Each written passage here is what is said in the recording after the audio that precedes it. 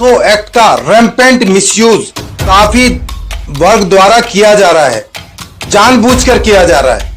SC/ST act का जब बहुत रैम्पेंट मिसयूज हुआ तो सुप्रीम कोर्ट ने इंटरवीन किया। दहेज के मामलों में जब बहुत ज्यादा इसका मिसयूज हुआ तो सुप्रीम कोर्ट ने तमाम तरह की डायरेक्शंस दी, इंटरवीन किया। तो आज मैं जिस फैक्ट को बताने जा रहा हूं आप चौंक जाएंगे। जिस तरह से पॉक्सो एक्ट का मिसयूज किया गया मैं आपको दिखाता हूं। जब पॉक्सो एक्ट लाया गया था या वर्मा कमीशन की रिकमेंडेशन के बाद में आईपीसी में जो बदलाव किए गए थे बच्चियों की और महिलाओं की सुरक्षा के लिए, परंतु जिस तरह से इन धाराओं का और पॉक्सो एक्ट का रैम्पेंट मिसयूज काफी वर्ग द्वारा किया जा रहा है, जानबूझकर किया जा रहा है। आपको याद होगा SC/ST एक्ट का जब बहुत रैम्पेंट मिसयूज हुआ तो सुप्रीम कोर्ट ने इंटरवीन किया। दहेज के मामलों में जब बहुत ज्यादा इसका मिसयूज हुआ तो सुप्रीम कोर्ट ने तमाम तरह की डायरेक्शंस दी, इंटरवीन किया। तो ये जो पॉक्सो एक्ट का मिसयूज बार बार दिखाई दे रहा है, जिस तरह से पूरे हिंदुस्तान में इस बात को लेकर बहस छिड़ी है कि क्या पहले अरेस्ट होनी चाहिए या इन्वेस्टिगेशन के बाद अरेस्ट होनी चाहिए, ये एक लीगल इश्यू है। परंतु आज मैं जिस फैक्ट को बताने जा रहा हूं आप चौंक जाएंगे। जिस तरह से पॉक्सो एक्ट का मिसयूज किया गया मैं आपको दिखाता हूं। ये FIR है जो इस लड़की ने पॉक्सो एक्ट का मुकदमा जो दिल्ली में दर्ज कराया है कनॉट प्लेस पुलिस स्टेशन के अंदर।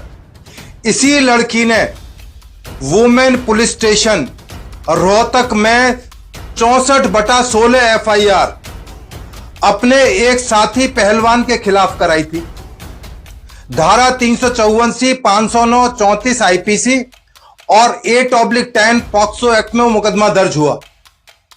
और किस तरह से उसका निस्तारण हुआ मैं नेक्स्ट टाइम आपको उसका भी रहस्य को उद्घाटन करूंगा कि किस तरह से वो सेटल किया गया मामला।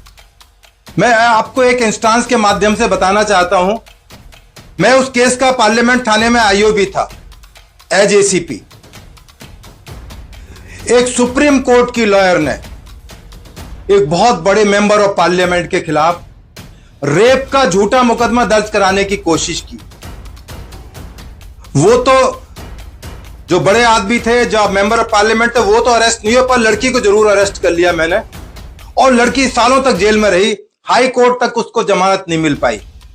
ये हनी ट्रैप जो केस हैं इतना रैम्पेंट होते जा रहे हैं समाज के अंदर। समाज की आंखें खुल गई हैं कि ये हो क्या रहा है, किस तरह से इंटरनेट का, सोशल मीडिया का मिसयूज किया जा रहा है और इस तरह से झूठे मुकदमे में लोगों को फंसाया जा रहा है।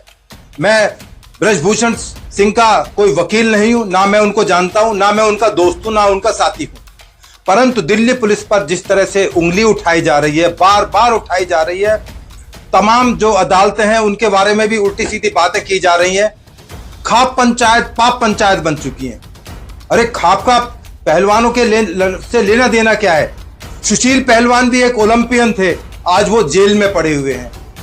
दुनिया के बहुत सारे बड़े बड़े प्लेयर्स जो गोल्ड मेडलिस्ट थे, ओलंपियन थे, बॉक्सर थे, जेलों के अंदर रहे, रेप के अंदर रहे। तो क्या ये माना जाए कि जिसको एक बार गोल्ड मेडल मिल जाए वो कुछ भी कह सकता है, कुछ भी सुन सकता है, कोई कानून उस पर लागू नहीं होगा? नहीं, ये गलतफहमी है। जो प्रकरण चल रहा है उसका रिवर्स होने वाला है, थोड़ा इंतजार कीजिए। कुछ घटिया पत्रकार, इंदर वशिष्ठ जैसे पत्रकार जो कलंकित करते हैं मीडिया को और अखबारों को, जो दिल्ली पुलिस को हमेशा बिना बात टारगेट करते रहते हैं, झूठ बोलते रहते हैं हर टाइम, उनके लिए ये आंख खोलने वाला टाइम है। पहले देखें, समझें कि क्यों हो रहा है, क्यों इन्वेस्टिगेशन की जा रही है। क्या इन्वेस्टिगेशन करने का अधिकार दिल्ली पुलिस को नहीं है? मैं पूछना चाहता हूं अपने साथी पहलवानों से कि उस लड़की को कितनी बार आप यूज करोगे पॉक्सो का मुकदमा दर्ज कराने में? 2 मुकदमे तो वो दर्ज करा चुकी है, दूसरा मुकदमा। क्या उसको हैबिचुअल कंप्लेनेंट बनाना चाहेंगे जिस तरह से हनी ट्रैप केस के अंदर लड़कियां करती हैं? इसके खिलाफ परजरी का मामला बनता है जो कि बहुत सीरियस एक ऑफेंस है, जो एक षड्यंत्र और हाई ड्रामा आप लोगों के द्वारा किया जा रहा है वो एक्सपोज हो गया है। आप नंगे हो गए हैं। आपकी असलियत समाज के सामने आ गई है। जो आप गंगा जी में बहाना कर रहे थे अपने मेडल बहाएंगे, आपने कुछ नहीं हुआ, केवल एक हाई ड्रामा था। आपको इतना ही ज्यादा अपना लगाव है इन तमाम चीजों से, तो अपनी दिल्ली के जो भारत की सरकार है, जो आपको नौकरी दी गई है, आप उसको भी छोड़ दीजिए। करोड़ों रुपए आपके ऊपर जो सरकार ने खर्च किए आपको बढ़ाने के अंदर, खिलाने के अंदर, विदेशों के अंदर भेजा है, वो भी रेस्टोर कीजिए। आपको जो गवर्नमेंट एकोमोडेशन दी गई है उनको भी आप छोड़िए, तब मानेंगे आप सच्चे देशभक्त हैं और सही चीज के लिए लड़ रहे हैं। ये जो आपका नाटक है अब ज्यादा दिन तक चलने वाला नहीं है। मैं रेल मंत्रालय से, हरियाणा सरकार से, भारत सरकार से अपेक्षा करता हूं, उम्मीद करता हूं, रिक्वेस्ट करता हूं कि इनके खिलाफ डिपार्टमेंटल एक्शन लिया जाए। क्योंकि जब नए पार्लियामेंट का एक उद्घाटन हो रहा था, प्रेयर हो रही थी, पूजा हो रही थी, जानबूझकर एक सीन क्रिएट करने के लिए, देश को बदनाम करने के लिए एक टूल किट के सहारे उन्होंने जिस तरह से वहां पर पुलिस के साथ हाथापाई की, पुलिस के काम में इंटरवीन किया। दिल्ली पुलिस की एफआईआर दर्ज है, इनको इस एफआईआर में अरेस्ट किया जाए, क्योंकि तमाम चीजें वीडियो पर हैं और जो इनडिसिप्लिन एक्ट इन लोगों ने किया है और सरकारी नौकरी में रहने लायक नहीं है। मेरी तमाम जो समाज से रिक्वेस्ट है कि इन तमाम हालातों पर सोचें कि क्यों ना इन लोगों को अरेस्ट किया जाए, क्योंकि जो इस लड़की ने मुकदमा दर्ज कराया है, इसके बयान 164 सीआरपीसी में मजिस्ट्रेट के सामने कलमबंद हो चुके हैं। अब वो अपने बयान से यदि रिट्रैक्ट करती है, झूठी पाई जाती है, तो उसके खिलाफ भी 420, 468, 471 जिसमें 10 साल की सजा है, उसका मुकदमा दिल्ली पुलिस को तुरंत दर्ज करना चाहिए। जिस दिन पूरी इन्वेस्टिगेशन हो जाए उसको अरेस्ट करें, जिससे उसके पापों का उसको हिसाब किताब देना पड़े। क्योंकि अब ये चीजें खुलकर आने लगी हैं। उस लड़की के चाचा ने, उसके लड़की की दादी ने, उस लड़की के पड़ोसियों ने ये खुलकर बताया है कि लड़की की उम्र 20 साल है। जब ये प्रपंच किया गया 22 फरवरी 2000 को जन्मी बताया गया। प्रतियोगिता रांची में हो रही थी, मुकदमा दिल्ली में हो रहा है। इसका ट्रायल इस दिल्ली शहर की अदालतों में नहीं हो सकता, जुडिशन का इश्यू है। और लड़की उस टाइम 18 साल की हो चुकी थी, परंतु जब इनको अपनी गलती का एहसास हुआ तो झूठ पर और झूठ और झूठ पर और झूठ, उसका जो है डेथ सर्टिफिकेट बनाया गया। बड़ा ताज्जुब की बात है, लड़की रोहतक में पैदा हुई, लड़की का बर्थ सर्टिफिकेट दिल्ली का है, डेथ सर्टिफिकेट पंजाब में बनाया गया है। सब चीजें पब्लिक डोमेन में आ गई, तमाम चीजें हैं। इनके खिलाफ एफआईआर है, जिस एफआईआर का मैं जिक्र कर रहा हूं 64/16, जिसमें इस लड़की ने पहले भी एक मुकदमा दर्ज कराया था, उस मुकदमे को पैचअप कर लिया। तो ये सब कुछ एक गिरोह द्वारा, संगठित गिरोह द्वारा किया जा रहा है। मैं इनको देश हित में नहीं मानता। जो पहलवान जो इससे नहीं जुड़े हुए हैं, मेरी उनसे रिक्वेस्ट है कि कम से कम अपने साथी पहलवानों को समझाएं कि देश की बदनामी ना करें। क्योंकि जिस तरह से पीटी उषा का इन्होंने बदसलूकी की और तमाम जो पॉलिटिकल पार्टीज के नेता अपने चेहरे दिखा के आए थे, अब उनको जगह नहीं मिलेगी अपना चेहरा छिपाने के लिए।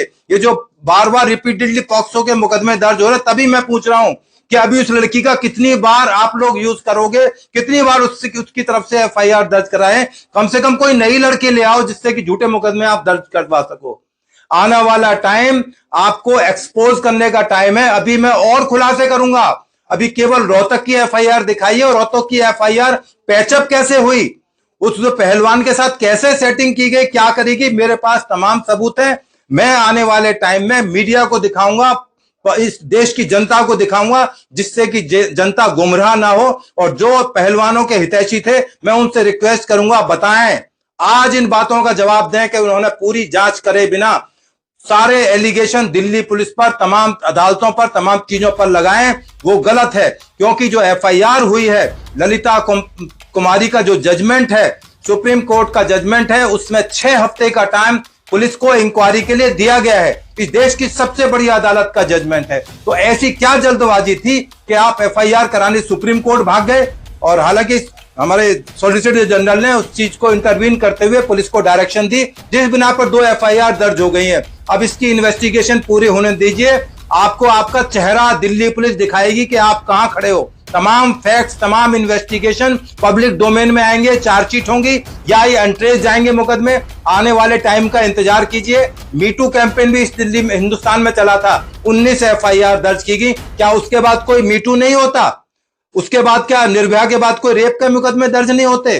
पॉक्सो का रैम्पेंट मिसयूज का एक बहुत बेहतरीन नमूना आपके सामने पहलवानों ने पेश किया है। आने वाले टाइम में और रहस्य उद्घाटन जल्दी ही होंगे। धन्यवाद। जय हिंद, जय भारत।